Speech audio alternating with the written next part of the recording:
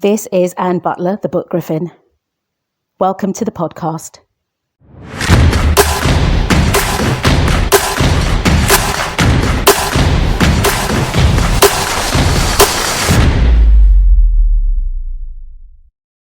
In this episode, I would like to talk about a type of romance writing that I was very late coming to, and it is the slow burn. My habits when I read a romance novel tended to be where the couple would meet, there'd be a spark, the reader would know there's a spark, and we are just waiting for the moment of that first physical connection, whether it's a kiss or a hug or them falling into bed together. Generally speaking, those moments occur within the first 50 pages or so, depending on the page count of the book. With slow burns, they tend to have more pages than the, shall we say, insta-lust stories.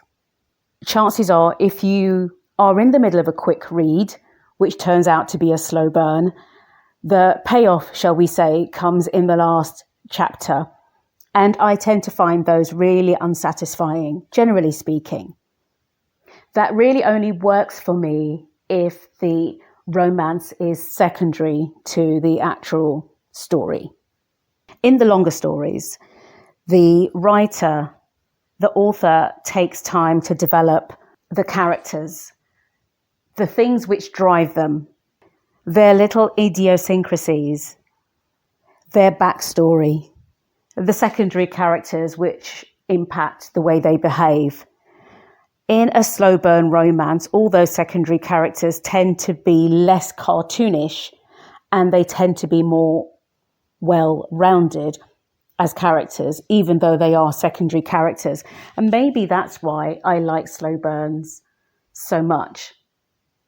As I'm saying this, that has just popped into my mind. So maybe that's what it is. And I may explore that a little more in my own head at some point, maybe when I'm sitting on a bus. Anyway, I digress. There are a number of slow burns that I really enjoyed. The one I'm going to home in on in this episode is a popular story. It's had lots and lots of reviews on Goodreads and Amazon. It's a story by Mariana Zapata, the queen of the slow burn, I think. And the story is called Luna and the Lie. This story had lots of DNFs on Goodreads. When I finally came to read it, I loved it. From the first couple of pages, the character Luna and Ripley, they caught me. Their relationship, they were very spiky towards each other. They really didn't get on. But in the work environment, so they work together as mechanics. And with Luna being the girl, there was some crap that she had to deal with. And Ripley wasn't part of that. In fact, once or twice he came to her defense. But just setting the scene of the kind of environment that they were working in. The story focused a lot on the work environment, and Luna's mysterious backstory was hinted at. And when we get into this, and as her relationship with Rip develops into a friendship, that was for me when the story really came to life. And I really, really loved this story. I don't understand why a lot of people didn't like it, but I really loved it.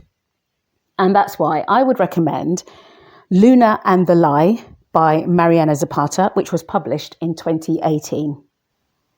Thanks for listening.